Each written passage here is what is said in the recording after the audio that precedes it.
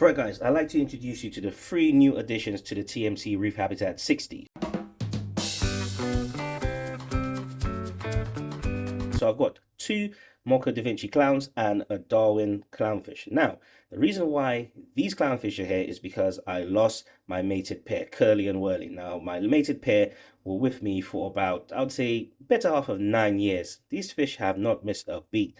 They were there for when I had my first tank, to when I upgraded, to when I upgraded my aquascape, and they were a staple of the channel, Curly and Whirly. So what happened was, over the course of a couple of weeks, I noticed that Curly wasn't doing too well, neither was Whirly. So the male fish just looked a bit battered. It looked like, it wasn't eating. It just didn't look really healthy. So one day I came home from work, couldn't find him, and the next day I checked on the power head and he was unfortunately stuck to it, and yeah, he didn't look too good. So RIP Whirly, male clownfish passed away. Female was left, and someone said to me I should try buying another clownfish to add to the female. When I was doing a bit of research, it said that's not recommended because there's a strong possibility she might reject the new clownfish, or even worse, kill the new clownfish.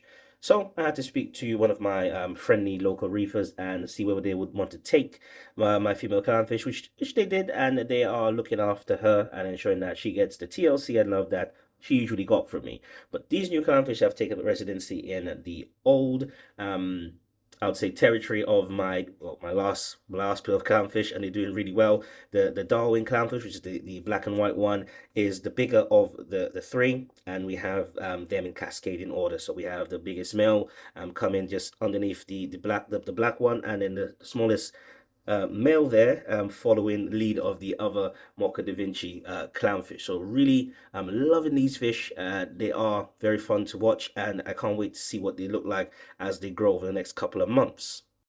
Right, so a sandbed update. So I had to switch my Trachophilia and acan position because the Trachophilia was getting, not stung, but it was getting affected by the flow in that area. Every time it expanded, the flow was pushing back. It just didn't look natural. It wasn't growing normally, and you just couldn't see how beautiful it was. So I decided to put the acan in its position, which you can see now in the middle, and the acan seems to be doing well with that, the amount of flow in that particular area. The torch coral has been kind of pushed back a little bit so they don't really connect, and it just balances that area off quite nicely.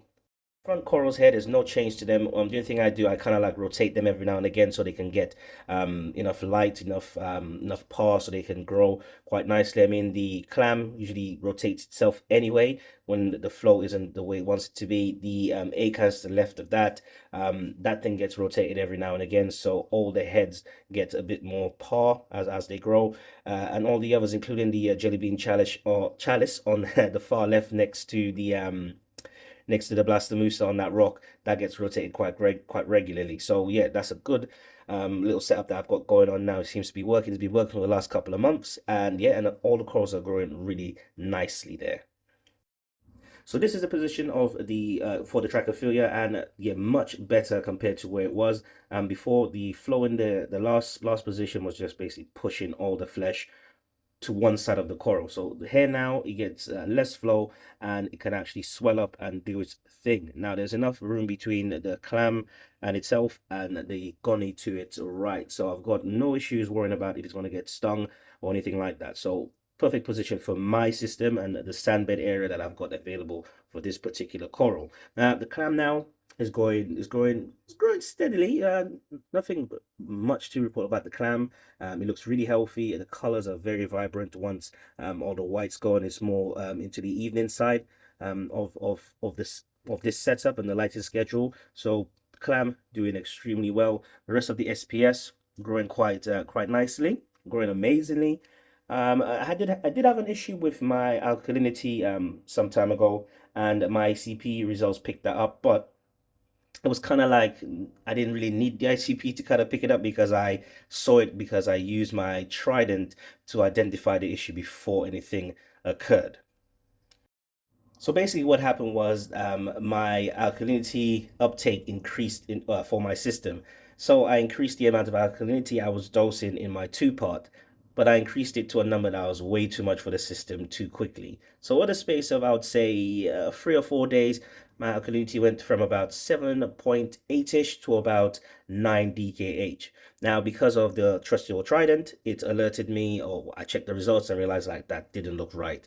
But during that time, I did send off for an ICP test. Now, with the scarcity of reagents in the UK, I do tend to test my trident, utilize my trident on a manual basis. So I will test like every 24 hours just to see what my alkalinity is doing. And my calcium and magnesium, I will test maybe once a week, just so I could stretch out my reagents a bit more.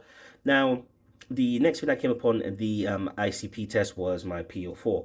Now I tend to run my PO4 around zero point 0.1 ppm, but Oshiyama recommended that I go to something, maybe something a bit lower. So I have tried to utilize RoWaPhos, something I said I would not do, and because I'm not doing water changes on this system, introduced a bit of RoWaPhos over the course of say 2 weeks now. I've managed to lower my PO4 to 0.08. And what's occurred since I've lowered my PO4, my alkalinity consumption has gone up again. So currently my ICP, my alkalinity sits about 7.7 as of today. My calcium is about 447 and my magnesium is 1363. Now the sweet spot for my tank in particular is above 1300. Everything just seems a bit more stable around that around those numbers.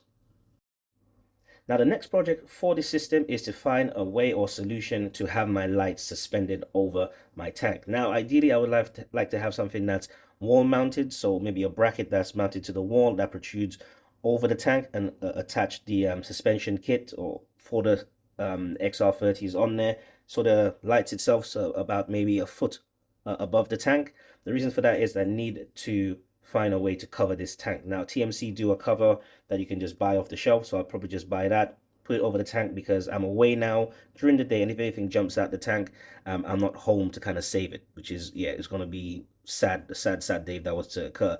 So if you guys know of anyone in the UK that designs sleek looking brackets that I can attach to the wall that can allow me to kind of do that over my tank, please get in touch, leave in the comments below so I can give them a little ring, check their website and have something made which would allow me to suspend my lights with much ease. I mean, the RMS brackets are quite good. I do like them, but I just need to have that peace of mind where my tank is covered and all my fish and everything else are secured in there and basically won't jump out. So yeah, guys, thank you for watching today. New additions to the tank. Tank's ticking over quite nicely. Everything's stable as possible.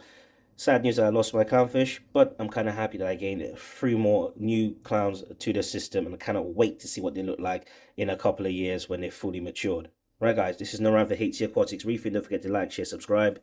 I'll see you next time.